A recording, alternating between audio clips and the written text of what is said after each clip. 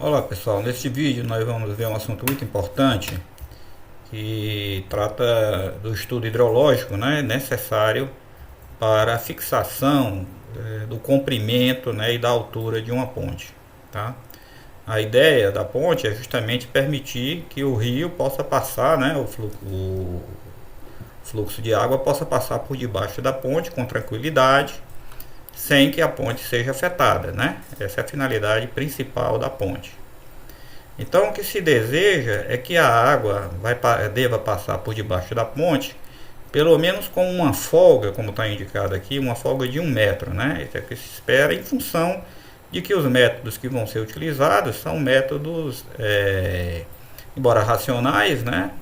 São métodos cujos dados podem ter uma certa variabilidade e, portanto, esse seria uma espécie de coeficiente de segurança aqui com relação ao nosso estudo. Então, duas grandezas estão envolvidas nesse problema, né? O primeiro é a quantidade de água que vai passar naquele local da ponte, que a gente chama de vazão hidrológica, né? Que é um assunto que é tratado na disciplina de hidrologia, em que você precisa determinar a quantidade, a vazão, né, de um rio num determinado ponto. Existem vários processos para determinação dessa vazão hidrológica, né? Processos estatísticos, né? Como o método do hidrograma unitário e outros, né, que levam em conta as características fisiográficas da bacia, a pluviosidade também dessa bacia, etc. Então não é objeto direto daqui do nosso curso o estudo desses métodos, que é assunto lá da hidrologia, então pressupõe que vocês já conheçam esses métodos. Nós aqui vamos apenas utilizar um método mais simples, né, de determinação dessa vazão hidrológica, né, que é o método do engenheiro Aguiar, que é um método aplicado aqui para as bacias do Nordeste, desenvolvido especificamente para a nossa região. A outra questão seguinte é, conhecida a seção transversal embaixo da ponte, né, uma vez construída a ponte, você vai ficar com uma seção de vazão definida, né? Toda a área que está embaixo da ponte, entre a ponte e o aterro rodoviário, né, ou caso de uma ponte com encontros, né, seria a parede do encontro, e o leito do rio, define uma seção de vazão, uma seção que está disponível para a água passar, né? Será com que velocidade a água vai passar por debaixo da ponte, né? Com que altura essa água vai passar? Então esse é um problema hidráulico agora, tá certo? Nós vamos interpretar que essa seção vai funcionar como se fosse um canal, na verdade um canal natural, né? Um canal irregular, porque o leito do rio vai ser irregular, nós vamos ter também uma rugosidade, né, desse canal dada pelo próprio material do leito do rio, se for rocha, se for areia, se tiver mata ciliar, então tudo isso vai influenciar na velocidade, na altura com que a água vai passar, né? Então a preocupação da construção da ponte é não estrangular essa seção. O que seria estrangular, né? Deixar ela com a cota muito alta, a água vai passar com a cota muito alta, podendo haver inundações, né, a montante da ponte, né? E pode ter erosão, né? Porque a velocidade também pode ser muito elevada. Normalmente aqui no Nordeste se limita a uma velocidade no máximo de 3 metros por segundo, né? Ou até um pouco menos, para evitar, portanto, a erosão tanto das margens como do leito do rio, tá certo? Então, a gente tem que estabelecer ou criar uma seção, quer dizer, após a construção da ponte, que vai me dar uma seção de vazão hidráulica, de tal sorte que a vazão hidráulica seja igual à vazão hidrológica, né? Porque eu preciso liberar a passagem da água todinha que vem, né? Que vai chegar naquele local a partir do cálculo da vazão hidrológica, e com uma velocidade limitada, né? Então esse é o problema que a gente tem que resolver, ok? Como é que a gente resolve isso então? Então na verdade se resolve por tentativas, né? A gente vai propor soluções para o comprimento da ponte, né, e a altura dela, com isso fica definido a seção de vazão, e a gente vai testar se essa seção de vazão confere ao rio, né, a condição de escoamento daquela vazão hidrológica. É bom lembrar também ainda que a vazão hidrológica, né, ela é um estudo estatístico, como eu falei, e portanto ela depende de um parâmetro que é o chamado período de retorno, né, ou o tempo de recorrência, né? Então, você vai calcular um valor estatístico, você tem que estabelecer um período, né? Exatamente para um fenômeno natural que acontece a cada 50 anos ou a cada 100 anos. Durante muito tempo aqui no Nordeste, os projetos das pontes foram feitos para um tempo de recorrência de 50 anos, que dá uma vazão menor. Isso no sentido visava-se uma economia, né? De fazer pontes não tão longas, né? Mas hoje é um padrão no Brasil adotar o tempo de recorrência de 100 anos, tá? Então, no cálculo da vazão hidrológica, esse parâmetro vai ser fixado em 100 anos para o projeto de pontes, né? Para outras obras e outras aplicações da hidrologia, esse tempo de recorrência varia, né? Por exemplo, para a construção de barragens, normalmente se trabalha com a vazão decamilenar, né? De 10 mil anos. E já o sangradouro pode ser para 100 ou para 200 anos, tá? Então depende do tipo de obra, né? E do período em que ele vai ser utilizado, a vida útil, né? Daquela estrutura. Pois bem, então vamos ver como é que a gente resolve o problema. Então, traçado, como está dito aqui, ó, traçado o perfil do local da travessia, pode ser agora atribuir valores para a cota de enchente máxima. Então, vocês estão vendo aqui o perfil do terreno, né? E depois você se atribui valores da cota de enchente máxima. E para cada posição da cota de enchente máxima, a gente calcula a área molhada, que é essa área que está chureada aqui, e o perímetro molhado, né? Que é exatamente a parte do perfil aqui, né? Que está embaixo d'água, certo? Não conta, obviamente, com a lâmina d'água, é só a parte de terra molhada, por isso chama-se perímetro molhado. E aí vai aparecer um parâmetro que é o raio hidráulico, né? Que é a razão entre a área molhada e o perímetro molhado. Com isso, a gente pode calcular qual é a vazão desse canal, que tem essa seção aqui, né? Usando uma fórmula da hidráulica aqui, que é a fórmula de Mann, né? A fórmula clássica que vocês conhecem de canais. Então, ela é usada aqui para um canal natural. O que é que entra na fórmula de Mann aqui para calcular essa vazão? A área molhada, que é o A, o R, que é o raio hidráulico, aqui está invertido, é a área dividido pelo perímetro, né? Elevado a 2/3. Esse I, a raiz quadrada de I, né? Que é I elevado a 0,5 aqui, a raiz de I, onde o I é a declividade do rio, né? Que isso é tirado lá do estudo topográfico. Você vai ter as seções transversais, né? Ao perfil do rio, né? E nela você vai tirar uma média ali da inclinação. Normalmente se pega pontos a 100 metros a montante e outros a 100 metros a jusante, pega essas duas cotas. Então a diferença, né, entre essas cotas dividido por 200, né, porque eu estou pegando 100 a montante e 100 a jusante, nós vamos ter então essa inclinação. Você pode pegar várias seções e tirar uma média, né, para ter uma média dessa inclinação do rio naquele local. Então é a inclinação no local, né, para não imaginar que seria a inclinação global do rio, a inclinação, a declividade, né, que iria do local da ponte até o ponto da nascente do rio. Não é isso, né? Estamos estudando localmente a vazão, portanto é a inclinação local. Depois você tem aqui o número N, que é o coeficiente de rugosidade. Talvez seja o parâmetro mais assim sensível, né, de ser determinado. Ele é fornecido por uma tabela. Essa tabela existe, por exemplo, no manual de drenagem do DENIT, né? Vocês podem conseguir isso no site do DENIT, lá do IPR, né, do manual de projeto, tá? Do manual do projeto de obras hidráulicas, tá? Então lá você tem esse coeficiente de rugosidade para canais naturais, né, que seria o caso do rio. Então vai depender do tipo, como eu falei, do tipo de terreno do leito do rio e da presença de mata ciliar, né? E portanto, a partir disso daí ele vai fixar um coeficiente de rugosidade ou às vezes uma faixa, né, de variação permitida para cada uma dessas situações aí. Bom, fixado esses valores, a gente consegue obter a vazão hidráulica. Então, para cada cota que eu admitir aqui do nível de água, né, eu consigo uma vazão. Então, qual é a cota que a gente está procurando? A gente está procurando a cota que vai fazer com que essa vazão hidráulica calculada pela fórmula de Mann seja igual à vazão hidrológica, tá? Porque com isso a gente descobre o que? Descobre qual é a altura com que a água vai passar embaixo daquela solução de ponte que você está adotando. Ok?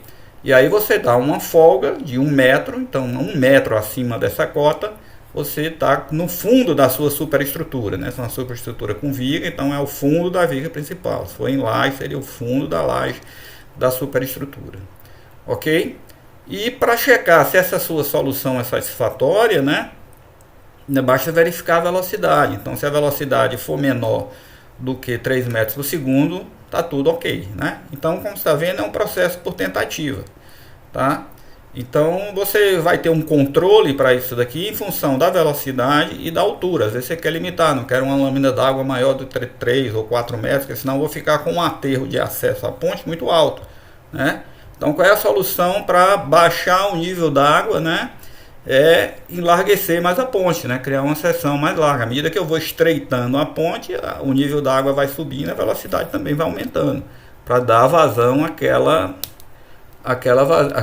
quantidade de água da vazão hidrológica, ok? Então esse é um problema que tem que ser resolvido por tentativas, né? Pode ter um caminho aqui racional, depois nós vamos mostrar que tem uma planilha que pode auxiliar na solução disso, né? Mais automaticamente.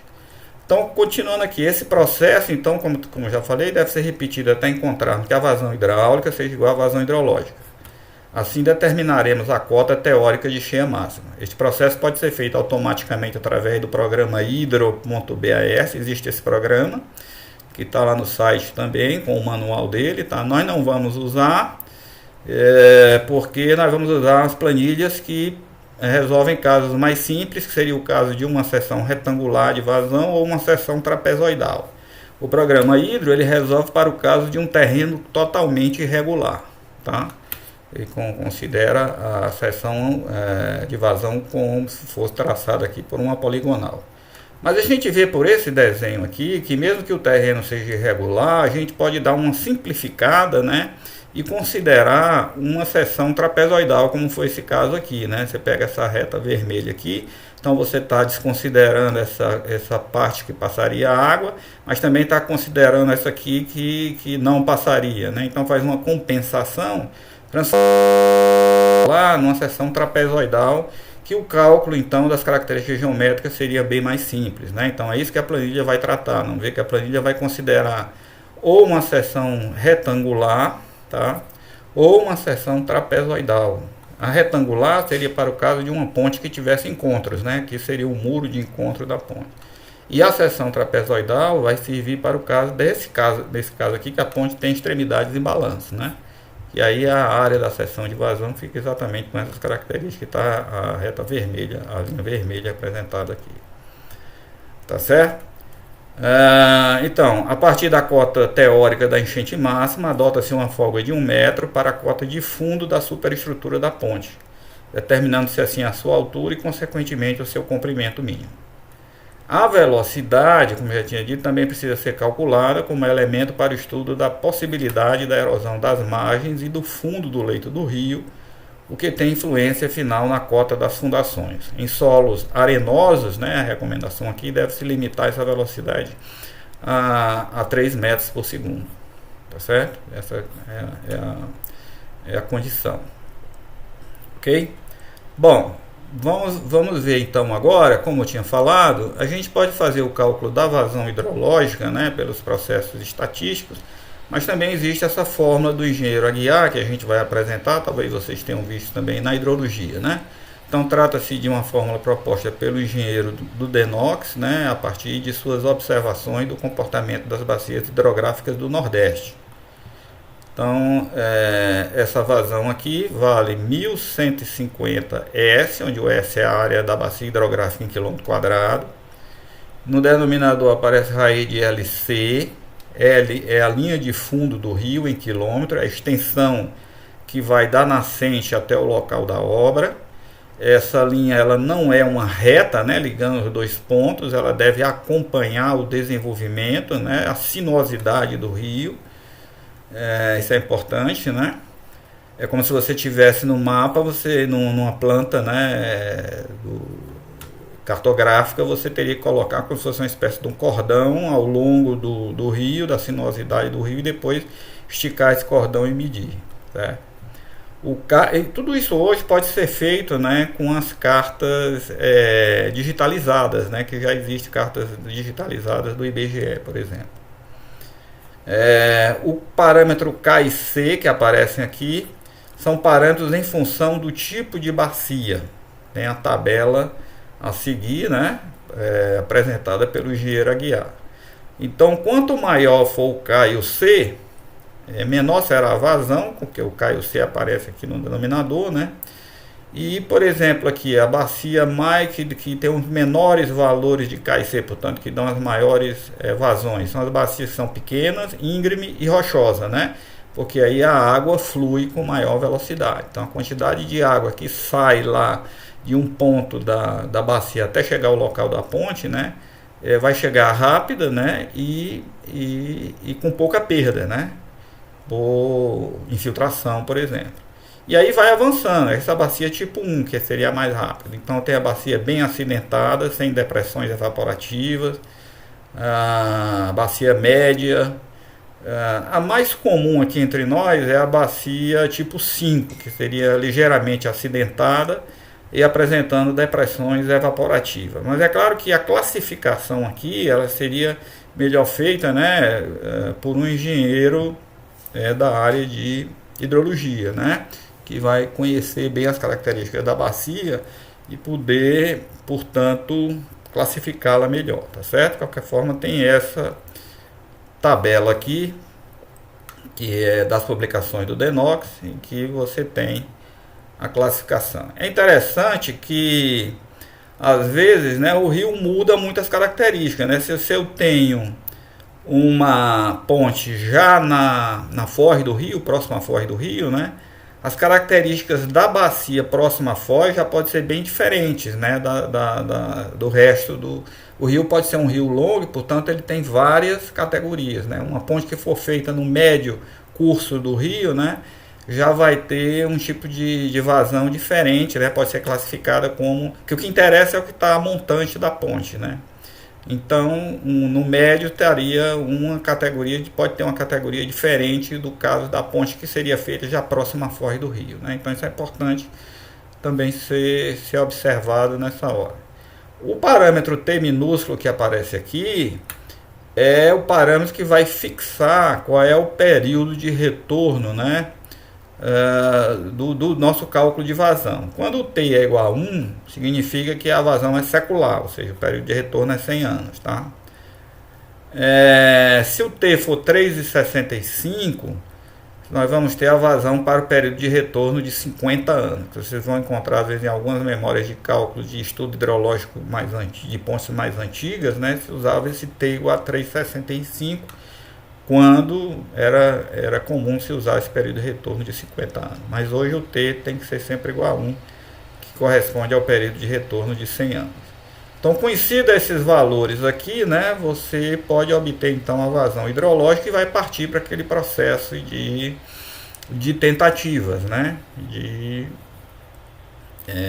posição do N em A até encontrar que a vazão hidráulica calculada pela fórmula de Manning seja igual à vazão hidrológica, que pode ser obtida por vários processos ou por esse processo aqui do engenheiro Aguiar, né?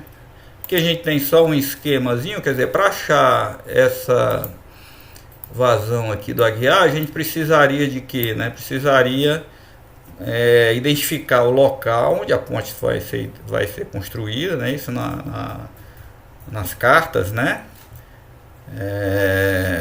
Você marca o local da ponte, né, onde está passante a rodovia, e aí você constrói o rio, né? Nas plantas você tem exatamente a localização do rio com os seus afluentes. A partir daí você vai determinar a linha divisor de águas, né, que seria a separação das linhas de cumeadas, né, a partir dos pontos em que todas as águas que vão cair aqui dentro vão alimentar esse rio, né, que é chamada linha do divisor de águas.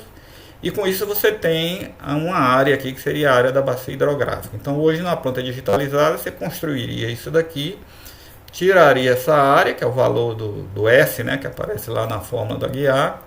Aqui também você pode pegar o desenvolvimento do rio principal e com ele tirar o valor de L, ok? Então é isso, né? Teoricamente a gente teria que fazer isso, ok? E com isso você vai fazendo por tentativa até fixar uma solução final, né, para o comprimento e a altura da ponte. Tá? Como é que a gente calcula a velocidade? Né? A velocidade a gente pode obter pela fórmula da continuidade, né, que a velocidade vai ser igual a vazão dividido pela área molhada. Tá? Essa é a equação chamada equação da continuidade. Então, na situação que você encontrou a posição da linha de água final, né, do NA máximo, você tem que a vazão hidráulica é igual à vazão hidrológica, então as duas são iguais, divide pela área molhada, você tem a velocidade, né, prevista aí, a velocidade hidráulica desse canal nessa seção. Ok? Então essa parte teórica, e depois nós vamos fazer agora, no outro vídeo, um exercício numérico para a aplicação desses conceitos aí.